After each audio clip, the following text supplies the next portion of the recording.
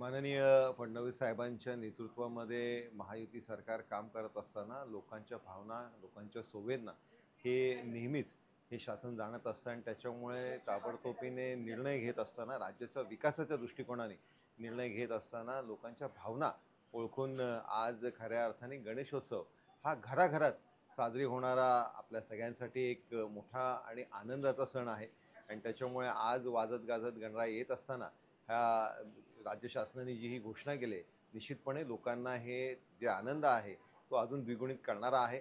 एक अभिमानाचा हा निर्णय आहे आणि त्याच्यामुळे मी राज्य शासनाचे माननीय फडणवीस साहेबांचे मनापासून आभार व्यक्त करतो. माननीय शिंदेसाहेब असतील, माननीय अजितदादा असतील, दोन्ही उपमुख्यमंत्र्यांचे मनापासून आभार व्यक्त करतो. सगळे कॅबिनेट मंत्र्यांचा आभार व्यक्त करतो की त्यांनी अतिशय योग्य निर्णय हा शासनाच्या माध्यमाने राज्यासाठी घेतलेला आहे.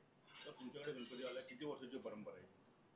गणरायाचं आगमन माझ्या घरी जवळपास आता 18 वर्षापेक्षा जास्त या इकडे गणरायांचं आगमन होत आहे आणि अतिशय आनंदात आमच्याकडे गणरायांचं आगमन होत असताना एक कुटुंबाचं पारंपरिक वातावरण हे घरात निर्माण होत असतं. सगळेच जण, सगळे नातेवाईक, सगळे मित्र, परिवार एकत्र येत असतात.